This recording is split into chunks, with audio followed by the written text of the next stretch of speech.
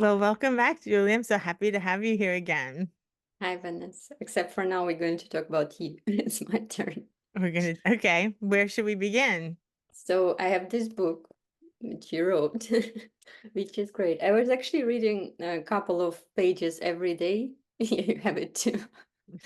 And I finished reading it. I really miss it. It's like it becomes a part of my life. It's like a friend, the story of friend is telling you. And you relate to a friend. Like I love it, and I'm terrified at the same time because I'm a mother of a 14 years old. And it's a warning a little bit.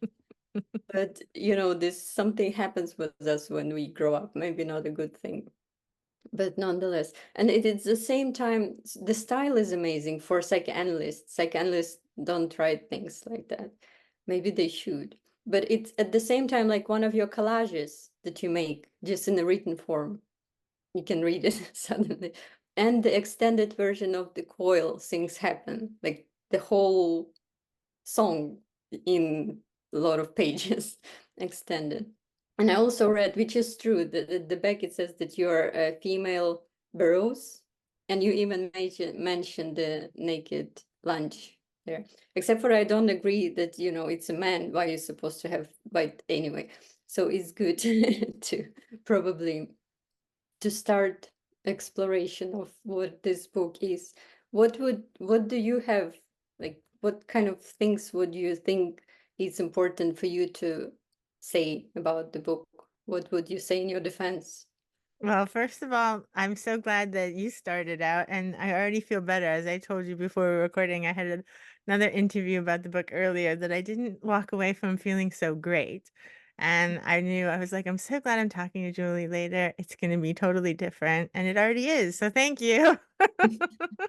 Um, yes, I agree that it's written. I like it. I like the cut up method for this reason, because it does remind me of psychoanalysis because you're kind of moving in between these scenes and different memories, and then you have these associations, and I even like wove fragments of dreams in there, and memory is not like linear, and people aren't linear, and things kind of circle back, and yeah, so I feel like it really like gives the reader that sense of like being in your unconscious and like moving around between all of these kinds of scenes and memories and places and times and people, and yeah, so I like it for that, and I like that you said that it's like having a friend. That's so nice.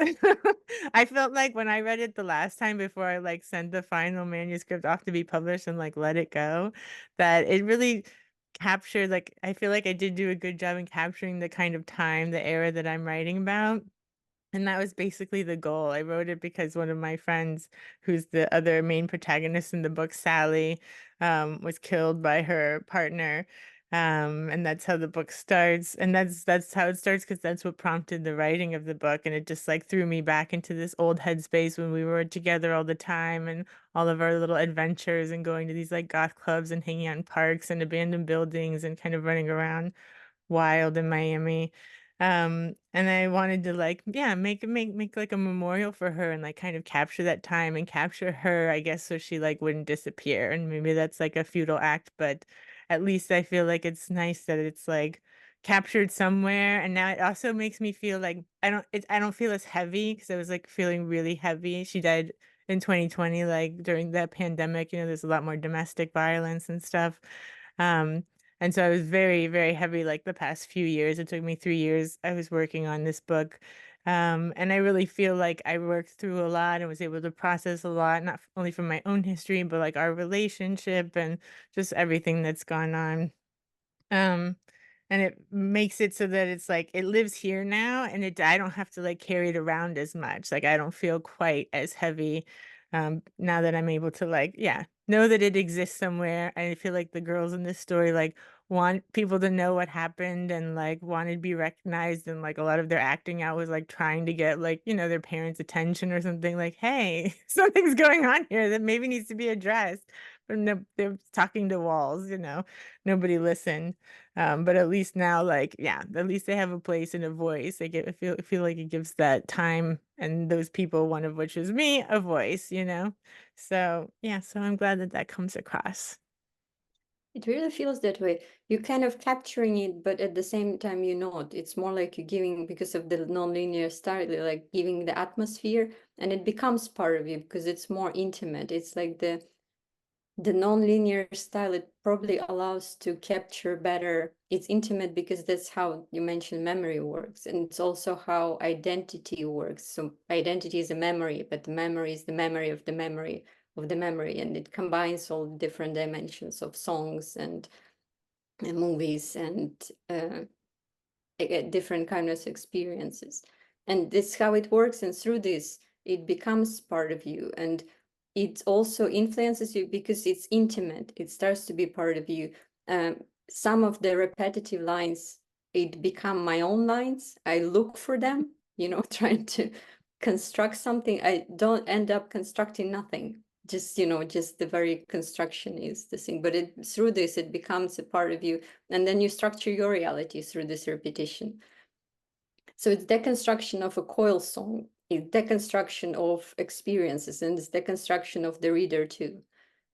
How would you like the reader to react on I it? I think that's a really you made me just realize too, it kind of reminds me of like films when they're left open-ended and how that can be so much better than like a film that explains everything to you at the end. And maybe that's also why it's able to kind of capture the reader a bit more because you're also, since it's not like a linear narrative that's telling you exactly what's going on every minute and how everything connects, then people like the reader are able to like fill it in themselves and kind of maybe fill pieces of themselves in there, and maybe yeah it becomes more meaningful in that way because people can project and like have more like transference and projection and stuff and identification going on than if it was more of a linear narrative. And I love, were you familiar with Coil before the book? No, I have other songs that are my favorite from Coil. This Yeah. is great. It's like it actually, even the voice of the song, that's the voice you're supposed to read from this book. Yeah, I love that Coil song, and it was always my favorite song when I was like, 16, 17, 18. I mean, it's still like one of my favorite songs ever. And me and my friend Jessica used to talk about getting it tattooed. And the fun story with that is that the singer of the song, Annie Bandez, she goes by Little Annie or Annie Anxiety. She's only done that song with Coil, but she was friends with them. And my husband is friends with the Swans, Michael Girard from the Swans, and he went to see Swans play in Stockholm like around the same time that we had just gotten married, and I was like planning to move to Sweden, but I couldn't get there right away. And he met Annie there because she was opening for them, and then he gave her my first book of cut up poetry, Switching Mirrors, and then like took a picture of her with it and sent it to me. And I was like total fangirling, like, oh my God, Annie has my book, you know? And then she had just moved from New York to Miami and she like didn't know anyone and she was like new in town. And he's like, oh, my wife is from Miami and she's going to be there because I couldn't move to Sweden yet because my visa or my residency wasn't working. I hadn't gotten my residency yet, so I was gonna be stuck in Miami for months at a time. So I ended up like showing Annie around Miami and becoming friends with her and like, yeah, taking her around in my car because she doesn't have her own car, she doesn't drive. And like, yeah, we just became like super good friends. So like the 2 years I was stuck like in between the States and Sweden and couldn't fully move here yet, I got to hang out with Annie in Miami most of the time. And then I got to introduce Jessica to Annie too, and that's why the book is dedicated to both of them. And I actually I have a great picture of Jessica and Annie that I actually took them to a Jimmy Buffett concert.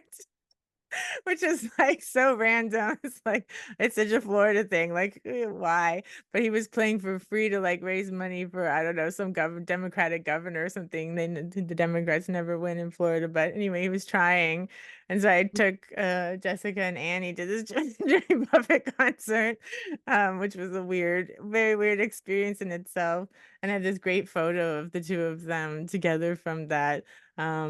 Yeah, and then and actually the last time I haven't been to the US in 5 years, and I'm planning in 2 weeks from today I will be flying to the US, and it's like, yeah, it's been taking up occupying my mind for months. I'm like, I can't believe I have to go there and I'm gonna be there for like 24 days and it's just like a long time and the place just stresses me out. But anyway, I have to see my parents and all of that stuff and I have to go to do a conference which I'm looking forward to.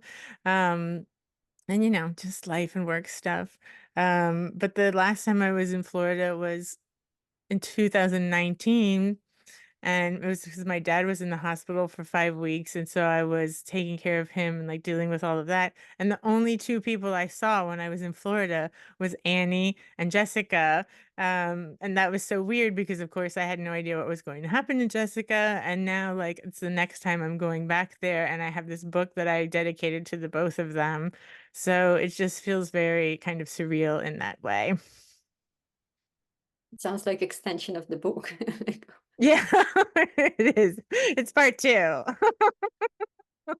I'm how are living the you book. different now from the you that is extending the book for me now? Is your world now, and in general, the world that we now exist, is different?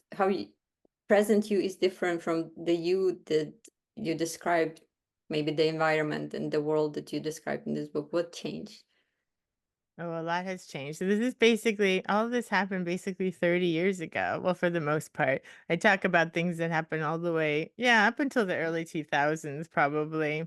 I left Florida in 2007. Um But yeah, it's just totally different. I mean, everybody like whenever I say I'm from Miami, people are always like, "Oh, that must be so nice." They think of like the beach and whatever, and I'm just like, it's not really like that. And of course, maybe it's more like that now. Like, you know, apparently, like during COVID, there was like a huge tech boom, and all these like tech bros have moved down there, and as far as I know, it's, like, pricing everybody out, and a lot of people I know are having to, like, move or move further up the state and getting out of Miami because, the properties are so expensive and the rents are so expensive. So maybe it's not so dangerous, but, like, for example, like, I lived on South Beach, on Miami Beach for a couple of years, and when I first moved there, it was my first time, like, having my own apartment by myself, and I was so happy, and I literally lived, like, 1 block from the beach. I could just walk across the street and go to the beach, and I'm like, "Ooh, I'm gonna go and, like, watch the sunrise or go and, like, meditate on the beach," or whatever, and, like, the very first time I did that, and I was, like, sitting on the beach with my eyes closed, like, "Oh," just, like, taking in the ocean, then, like, I open my eyes and there's, like, these 2, like, creepy guys, like, like, right here, and they're like, "Blah, blah," and I was just like, "Ah," you know? And then I was like, "Oh, right, I live in Miami, and I can't just, like, sit on the beach and be left alone," you know?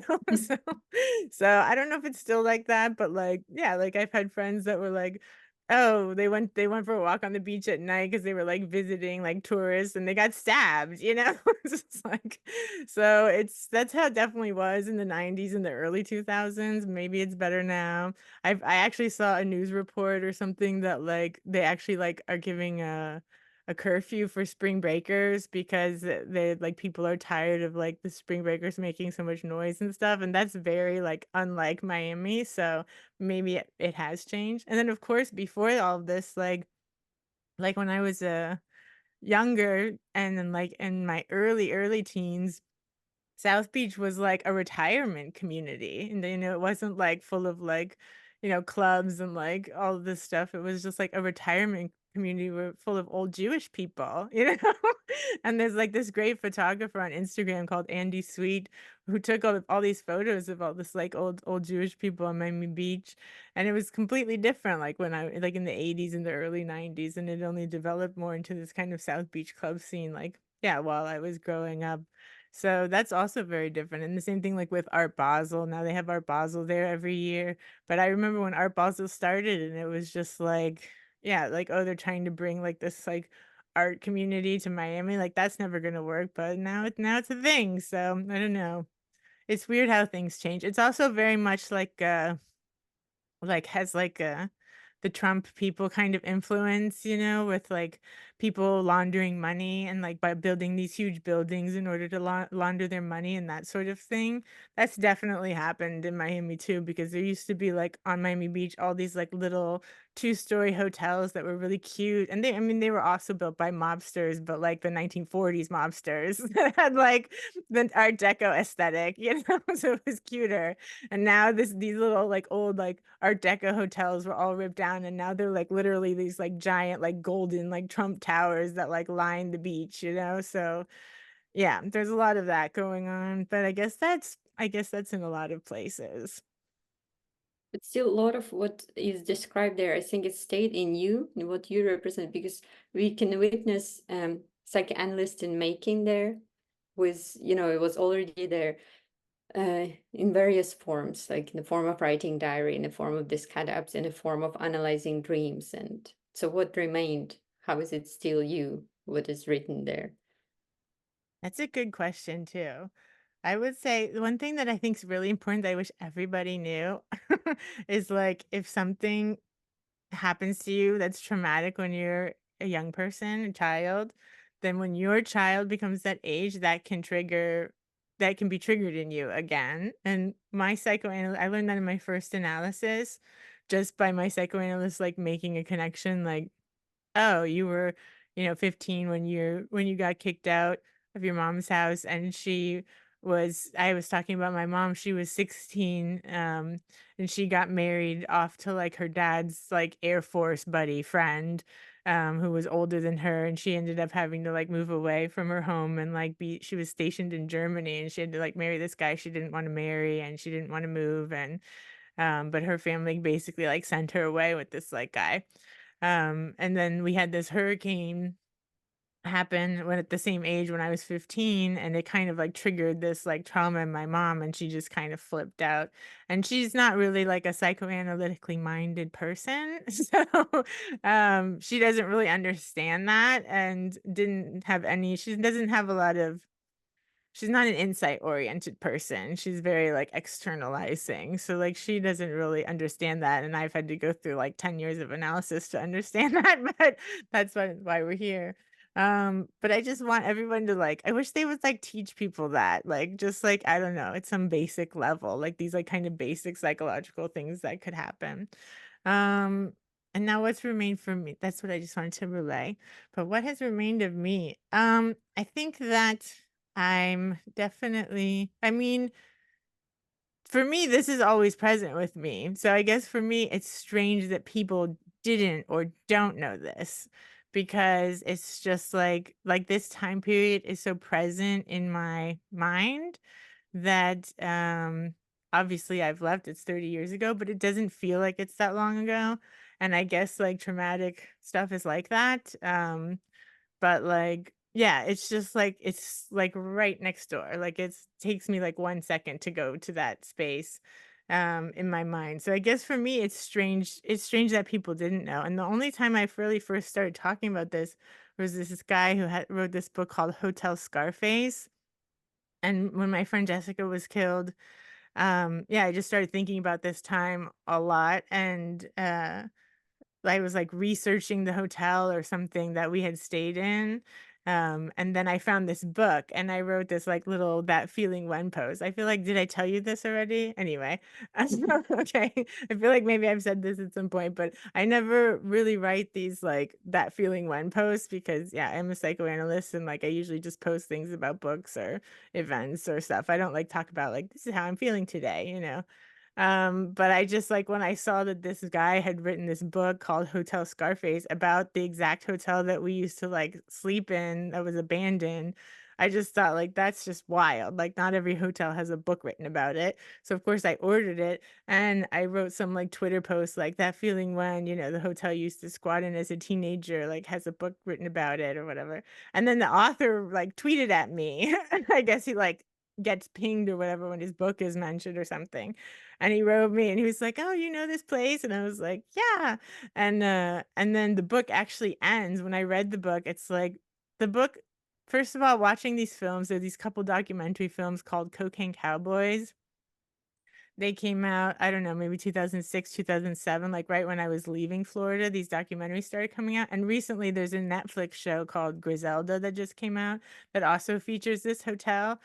But anyway, all of these, like, crazy documentaries have, like, made my life make more sense because we knew when we were staying there that it was, like, some old disco hotel, but that's really all we knew. We knew it had, like, themed rooms and that it was, like, some old disco hotel, but then when you read this book, Hotel Scarface, it was actually, like, the center where, like, all the cocaine cartels that were, like, dealing out of Miami, which was, like it was, like, the drug port of, like, the world at that time. It was, like, a big thing.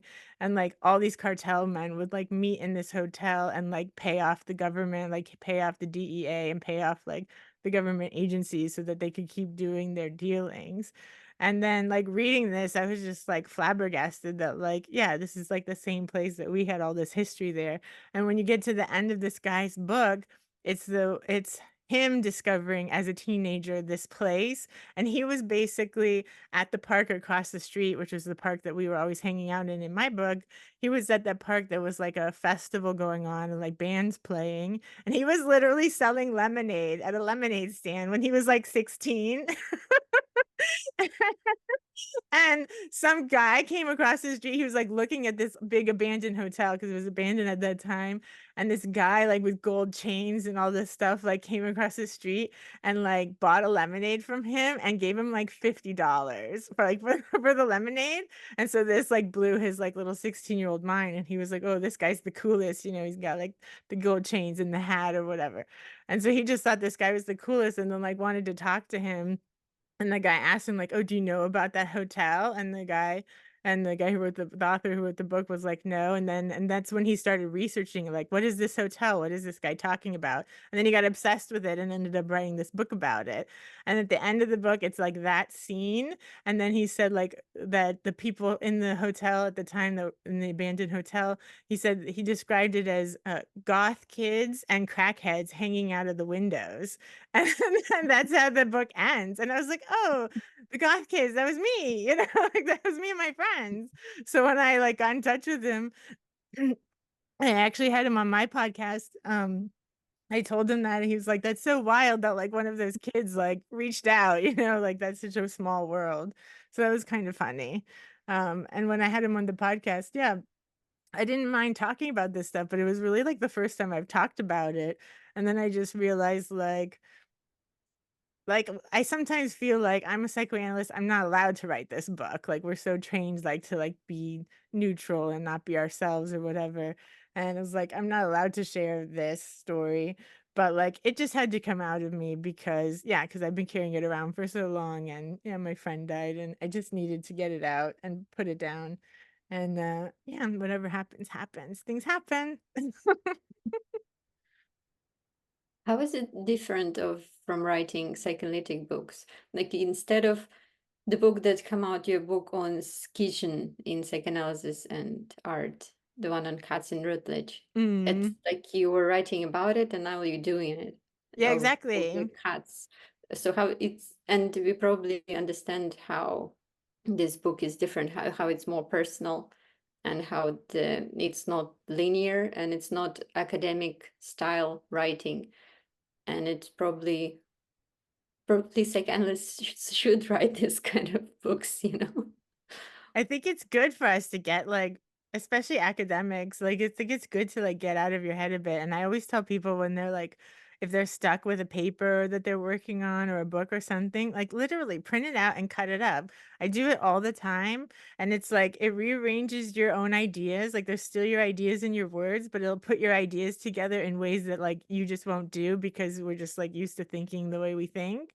And then it just generates new ideas, and you're like, "Oh, now I could think of this," and, like, it can really help with, like, theorizing and writing more academic stuff, and that's exactly what happened. I started, like I think in 2011, I wrote about Dada and psychoanalysis and how they happened at the same time, and, like, how the ideas of psychoanalysis are kinda similar to the Dada methods of making art, and then I wrote another paper about yeah, this friend of mine, that had this, performance art kind of project with his wife is called, Genesis and Lady J. Briar P. Orridge, and I ended up writing, like, a piece about their work and how like, writing psychoanalytic theory a bit about, to describe their work, and then after that, I started realizing, like, I'm writing about artists who all work with this kind of cut up method, this, like, disjointed kind of artwork where they're cutting things up, and I was like, "Maybe I should try it," you know? And so then I started trying it and cutting up my own writing. That's actually the one on they call their project the Pandrogyny project.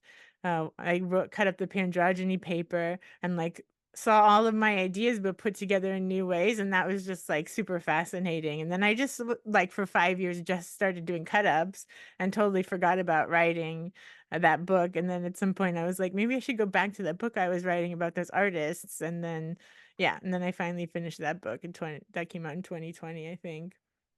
Actually, that came out, like, literally the, like, week that Jess got killed, actually. Now I remember because I remember I was, like, remotely at her funeral, and, like, my book was, like, being launched by Routledge, and I was like, "I know I should be happy now and care, but I just don't care," you know? So I kind of, like, missed the whole yeah, kind of launch of that book, so it was just, like, in the real world. I was in the real world and not excited about my book. But yeah, I guess I've gone now back from writing it back to the practice.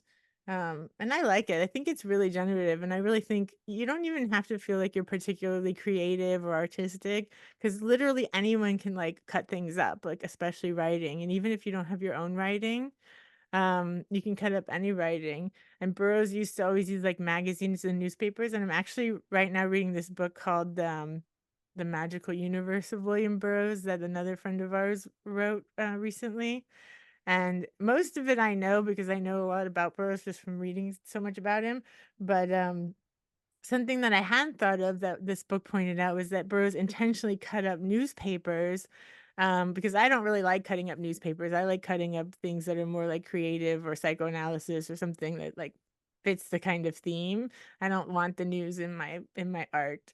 But now I understand why he was doing it. This book points out because he was all about like these control mechanisms of like society and like how these oppressive systems work and he saw the news as like and the media as like always being this like propaganda system and not really reporting the news. They're just like feeding propaganda to people to get people to think the certain ways, right? So he was specifically cutting up news in newspapers because he was trying to like break down those control systems. That was his idea, which is kind of interesting, so maybe I'll try that too.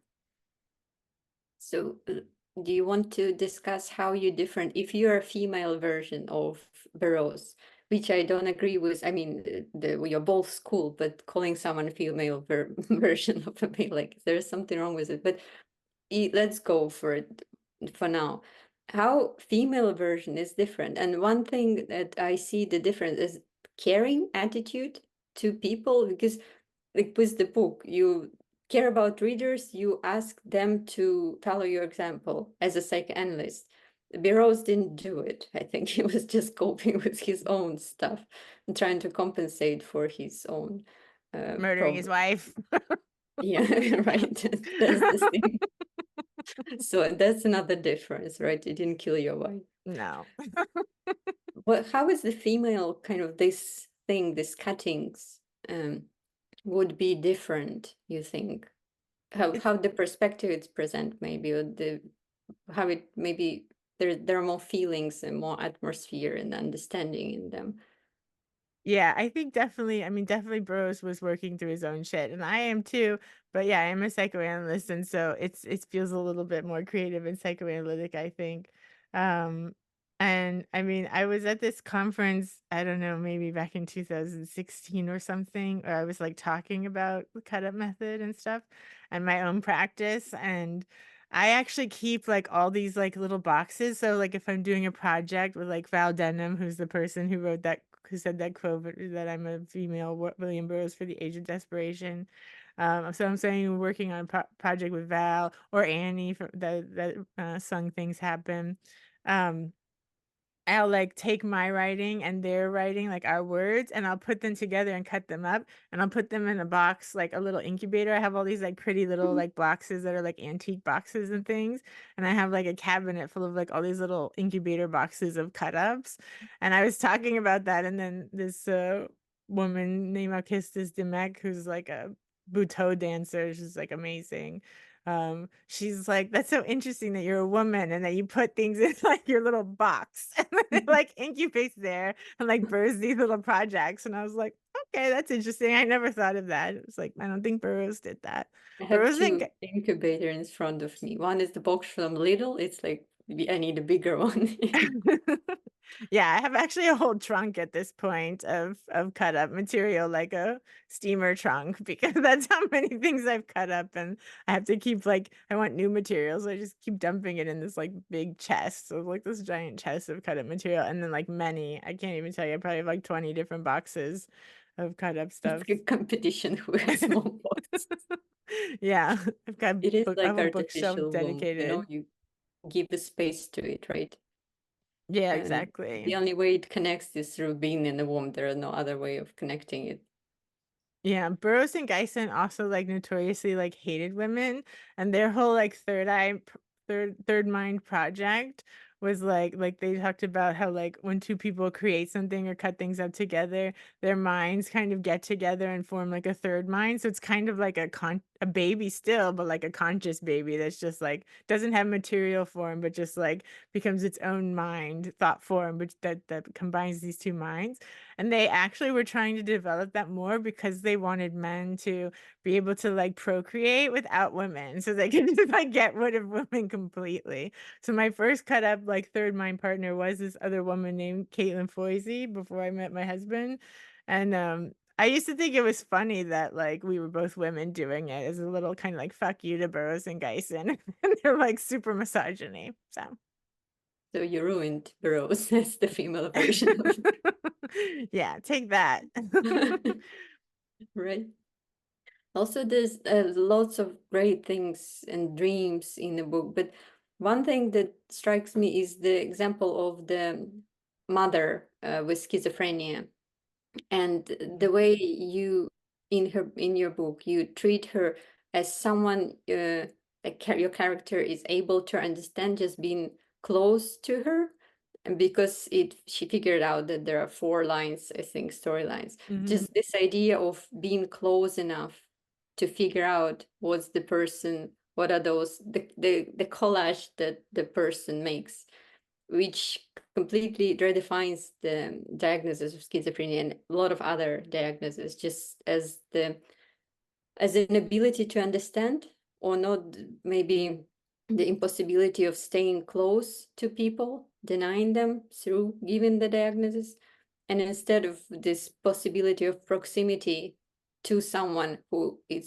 maybe it's impossible to understand. It's not that you understand it, maybe there is kind of proximity and love which is different from understanding. Maybe the very understanding is not something we're supposed to reach, or making sense is not something we're supposed to reach. That's what we want in academic style, that's what we want in linear explanation, clarification. Even psychoanalytic books would aim to that, like explain everything properly according to Lacan, the proper version of Lacan. But this kind of just being with someone and not understanding them what would be the better world, just seeing their who for who they are, Yeah, actually listening.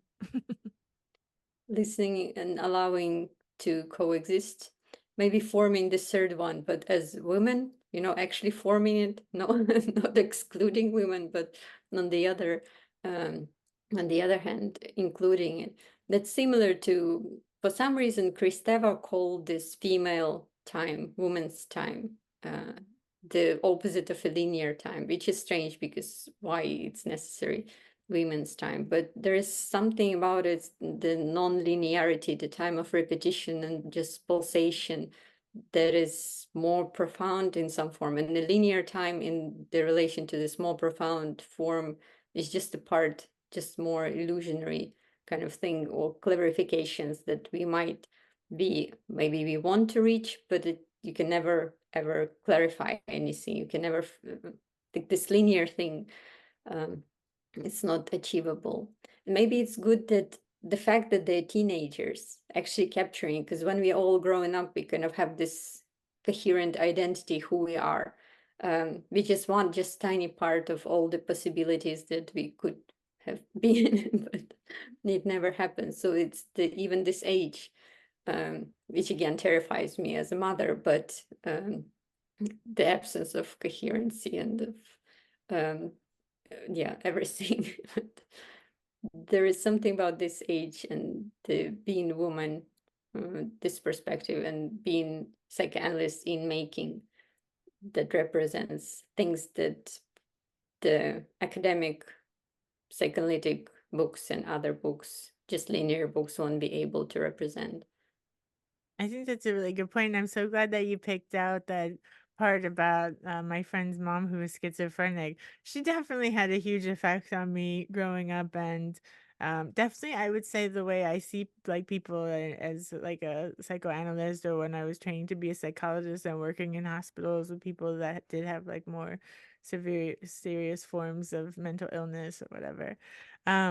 Because I spent so much time at that friend's house, and um yeah, just his mom was like always in the house, never left the house. He did everything for her, and um he ended up dying in the house. Ended up becoming a nurse, which is not a surprise, and then he ended up dying when he was, like, 36, and never moved out of the house because he was taking care of his mom. But, like, she was like yeah, you could understand, like, where she was coming from if you just really, like, paid attention. Like, if you only saw her when you were, like, passing the street, or the first few times you went over, she did seem quote unquote crazy. She'd be out front, in the doorway, like talking to herself and things like that.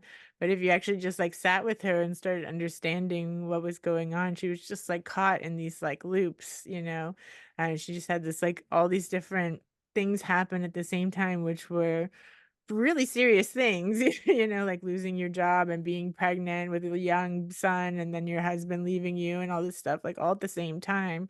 And she just, something snapped. And she was kind of caught there in this time, and this like going over what happened like over and over, and maybe trying to repair it or resolve it in some way. And then the government, because she had snubbed, took her baby away, and so she only had her son that she had already had, but her infant was taken from her, which is also horrendous, and, of course, makes everything worse. And the father was really absent, and, like, basically let his son just, like, deal with this, like, which is also, like, so much for when I became friends with him, we were teenagers.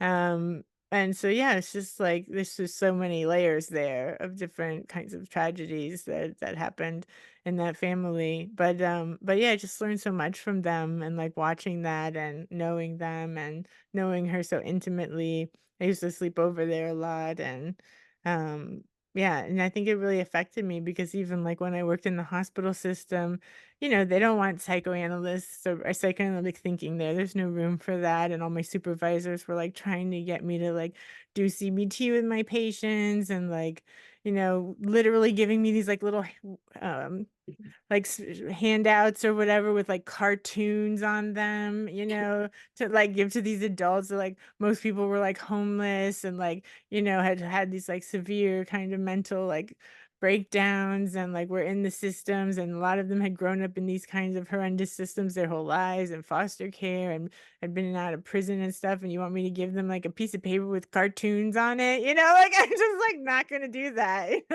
It's like I'm not gonna do that. Like, I was just like, "No." And I had many supervisors along the way get mad at me, and I was like, "I'm just not treating, like, adults like that. I'm sorry. Like, I'm just gonna listen to them and try to help them."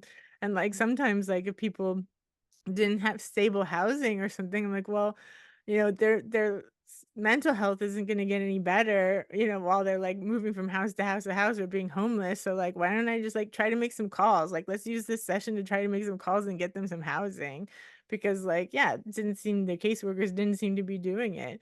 So I would just use our time that way sometimes, like, let's try to get these people, like, in a place where then they can start focusing on feeling better. Like, they're not gonna feel better if they're sleeping on the street, and they don't have secure housing.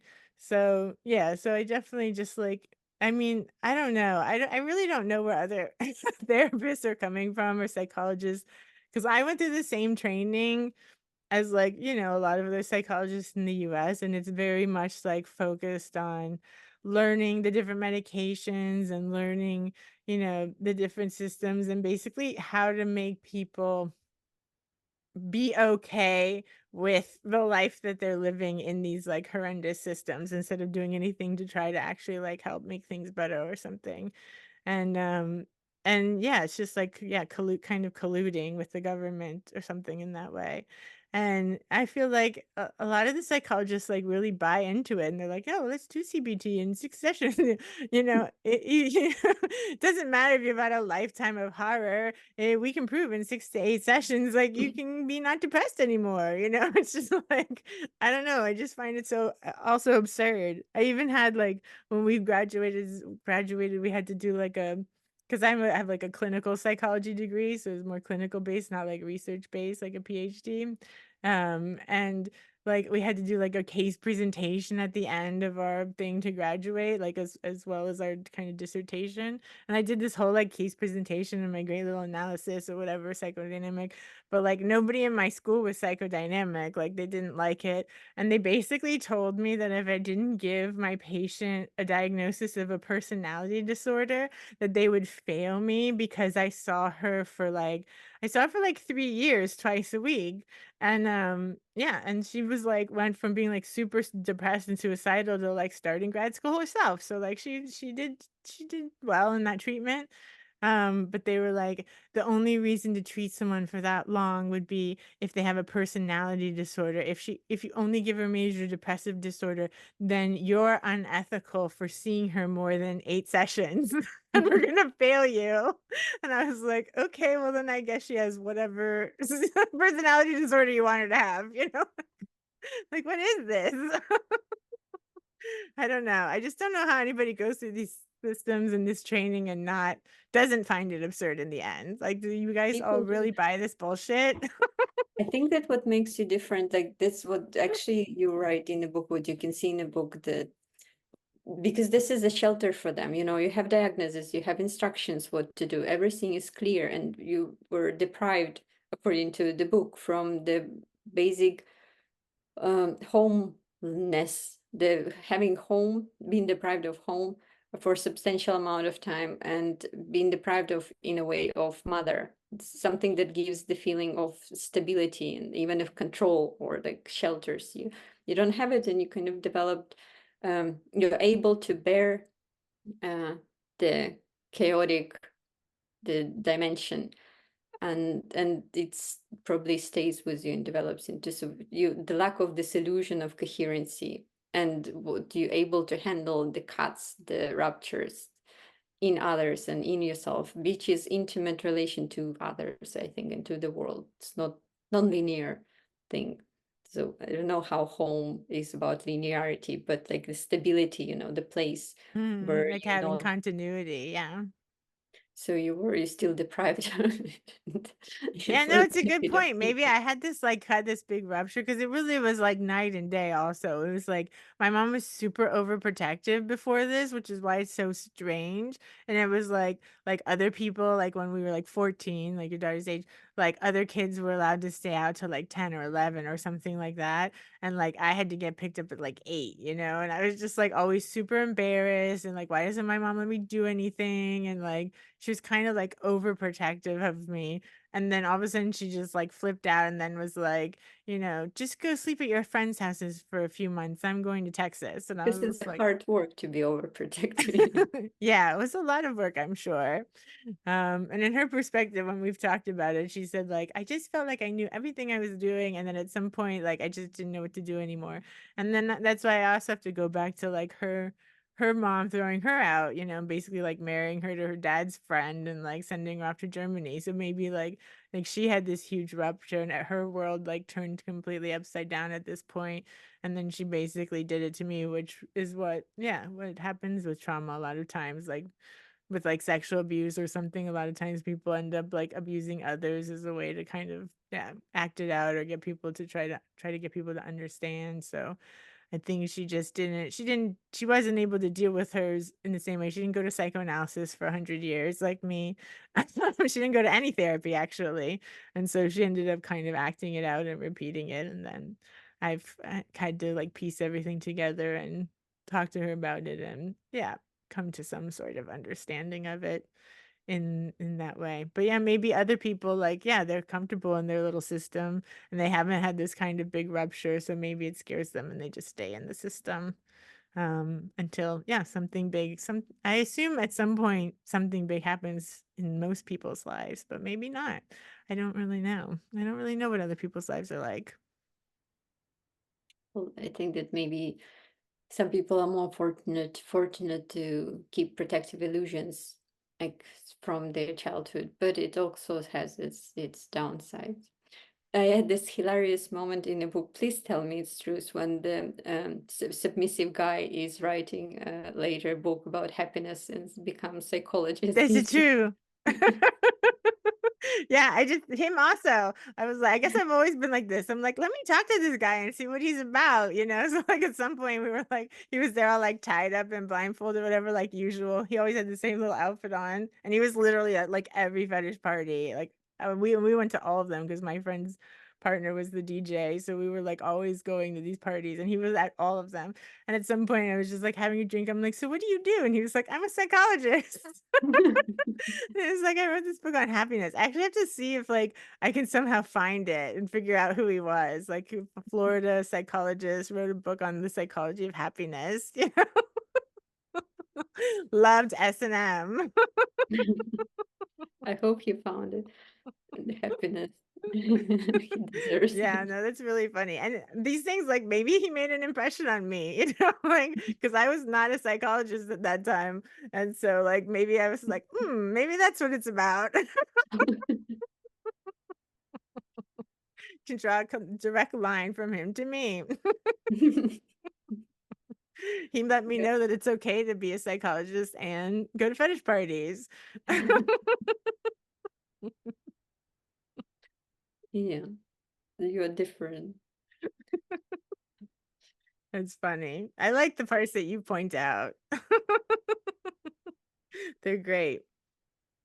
What about like there's a lot presence of religious discourse of Catholic or this other type of Christian religion there in a strange way. And there is a presence of drug culture and experiences in a strange way, and they kind of weirdly blend. And this beginning of the psychoanalytic thinking.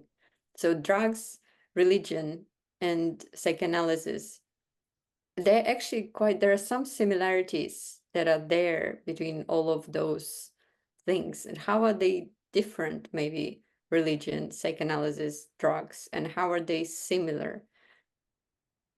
I think it's interesting that you point that out as well too, because I started thinking of that more when I was writing this book. So there were some memories that like had always just kind of stayed with me, and actually in like 2008 when I finished grad school in 2007 and I moved to California for my postdoc, and I was working in a student counseling center there.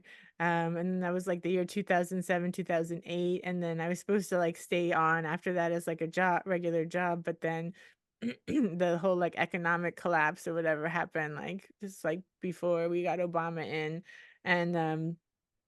And, yeah, the whole economics collapse happened and they ended up cutting my department, like deciding that kids didn't need mental health care. In college. So, yeah, so they got rid of us, and so then I was like I'd moved from Miami, Florida to Northern California. It's like as far across the country as you can get, and used all of my money that I had like saved for like working. I worked full time all through grad school, waitressing and like bartending.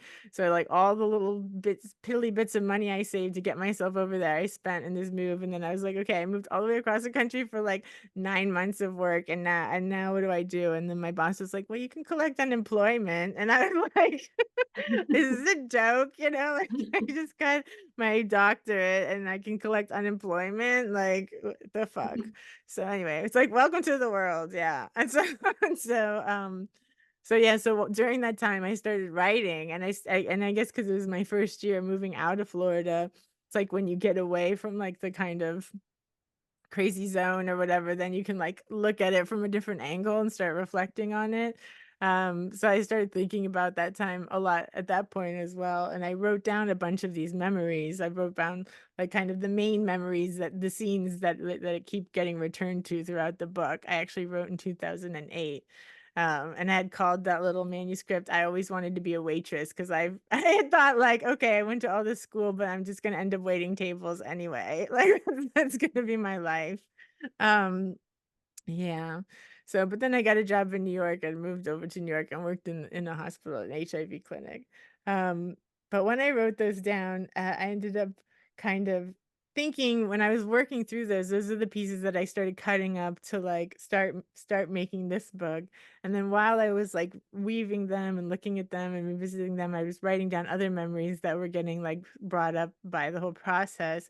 And I started thinking more about it. And also from having people on the podcast that have helped me like see things from different points of views. I had this one particular guest who was actually, like, super religious and, like, worked in the religion department, at a university, like, in Alabama, which is where my mom is from, and he talked about these kind of little Christian schools, like the one I went to, and I didn't know this at the time when I talked to him, but he said those schools were built in the late 1950s along segregation lines Mm. so that when integration happened in the US, people would have a place to send their little white kids, basically. And I didn't know that. And then I like started looking at my school and thinking about where I grew up and like I grew up like there was a very stark divide between like neighborhoods and like I didn't know that there would actually used to be a segregation wall just like a couple blocks from my house. But I didn't know that at the time growing up, but you could definitely tell the difference. Like this is where like the black neighborhood started and it was just a couple blocks from my house and my school was kind of built like yeah right there on that line and that's why and so that just adds like a whole nother dimension and then also like reading this guy's book on the mutiny hotel and that really helped me understand all the things from like a more political point of view of what was going on in the government, what was going on in world politics. And of course, I knew there was like the issues between Cuba and the US and everything, but I didn't really understand to the extent that I do now, obviously. Um, when I was, as a teenager, I was just dealing with my own day-to-day life and not really thinking about world politics. But seeing it from that point of view also helps me. It also makes it easier to talk about because I think also when you grow up and go through these things, you kind of maybe this is also the religious upbringing of like having going to one of these schools. It's like you start thinking it's more like your fault or that you did something wrong, or I started thinking that I did something wrong or that wasn't good of me or whatever. But really, it's like we were all just like caught up in these kind of like political issues between these different countries, and it just like what I think it's important for people to realize like what a huge impact this has on people's lives. Like, because some people that don't live in areas that are like directly affected, they just kind of see like, oh, this is happening over there. And especially in the US, like, oh, this is happening in this country or this country. And it all seems kind of far away, I think, for a lot of people in the US. But Miami was like very directly affected. And it's really important for people to understand like all these fucking politicians and leaders like playing games with each other, these fucking war games, it's fucking up a lot of people's lives and a lot of people are dying from it. And yeah, I feel like that should be in the forefront of people's minds a lot more. So yeah, I started thinking about everything much more politically, including like this religious upbringing and also like why my mom sent me to this school in the first place. Like she was basically a hippie that like literally was like roommates with like Crosby, Stills and Nash. And then she sends me to this like little like religious school. Yeah. And then also the indoctrination that happened at that school, which I think I mentioned in there is like we literally like gather around the flagpole every morning, pledge allegiance to the flag, and then go off to church, like, every day before school. I'm like, "What the fuck is that?" Like, I don't know, it's just messed up on so many levels, and I kind of this is when I feel kind of very distant from myself because I kind of actually can't believe that I went to one of these schools, but also, I guess, maybe makes sense because, I just, like yeah, it was just, like, such an indoctrination, like, I've told people before, like, joking, but it's kind of true, like, when you're indoctrinated into something so young, even when you learn, like, intellectually how crazy it is or how that's not correct, you still, like there's still, like, this little feeling, like, when people like, literally, they taught us that, like, the Earth is 5 or 6,000 years old, like, literally, we were taught that in school, and I had to go through a period where I was like, "This was the 1980s, like, this wasn't, like, hundreds of years ago." You know what I mean? Like, people knew in the ni I remember actually asking someone, like, people knew in the 1980s that the Earth is, like, much older, and everyone else is like, "Yeah, Vanessa." But, like like, I had to be like, "Okay, but I really believed that," until I was like you know, 14 or something, you know? It was like, you have to, like or like when they say, like, humans are, like, 200,000 years old, it's like, okay, I understand that intellectually, but, like, that doesn't jive with, like, yeah, with the Earth only being 5,000 years old, you know? That doesn't make any sense.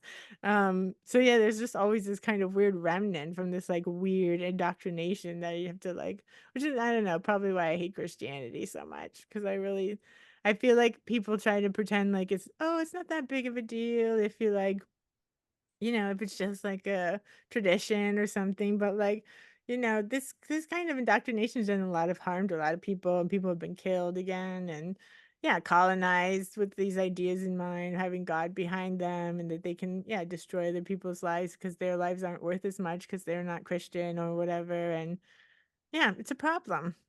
So and how does psychoanalysis fit? So we've got Christianity, drugs, and psychoanalysis. You got.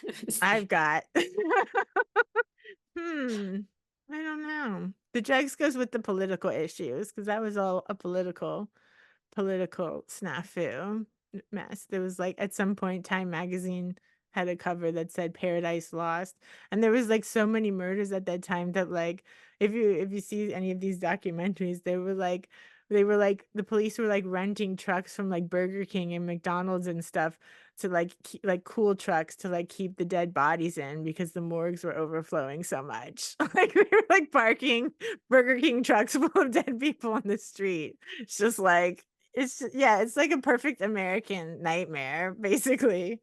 Um, yeah, it's just a mess. But yeah, I don't know. Psychoanalysis really like I'm glad for it. It definitely helped me figure all this stuff out, put things together, and yeah, I guess that's why I like to help other people or help show other people how it might help them too.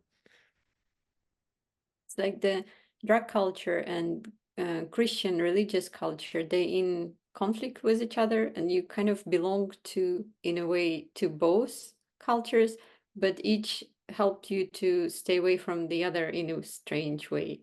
Um, Not being, protecting your boundaries within being indoctrinated. And maybe the psychoanalysis comes as a cut to take you out of, not take you out of both, but using still not belonging and seeing this rupture within those two even more than the as a result of them contrasting to each other because it's like insane blend of both. It I was really is. It's a yeah, Miami's a weird place. I was talking to, like, a psychoanalyst friend in New York about, like, because I'm going to the US and I'm having a couple book launch events, and I was like, "Oh, it's for a novel, it's not for, like, a psychoanalytic book." And she's like, "Oh, what's it about?" I'm like, "Oh, just, like, growing up in Miami," and she's like, "Oh, it wasn't really different than any other city, was it?" And I'm like, I don't know." There's something going on there. Our friend one of my friends jokes that it's like the Bermuda Triangle because the Bermuda Triangle, like, one of the points of the triangle is on Miami, so maybe that's it, I don't know, but something's definitely up with that place and up with that spot where that hotel is in particular. It's just like, yeah, something's going on in that corner of the world that's, at least for me, was very strange, but also, like, this guy that wrote this book about it. I was like I just kept asking him when I interviewed him, like, "Why did you get obsessed with this place? Just because this, like, guy with gold chains that gave you $50?"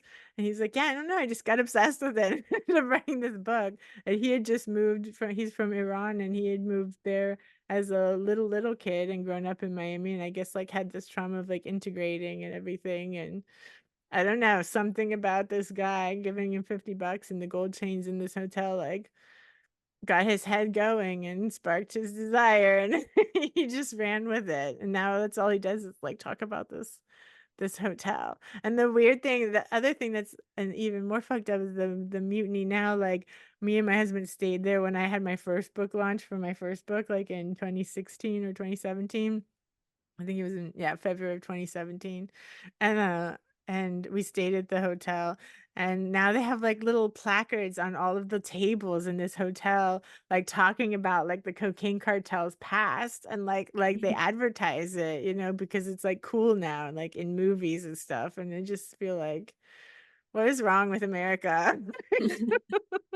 I don't know, that shouldn't be, like, something you advertise, but I guess it brings them business probably, so I guess it'll bring me business too. So here we are. Oh All right, Lord. Vanessa. Thank you. So we do recommend people to read this book and write similar books on their own. Yeah, and then let me know that you did, and you can come on my podcast and talk about it. All right. Are you Was gonna nice. write one, Julie? Yeah, I'm satisfied with the extension of the book. I mean, thank you. Cool. Well, thank you for so much for your lovely questions and for reading my book. Thanks, Vanessa. It was nice. And we'll talk again soon. Yeah, thank you. Bye.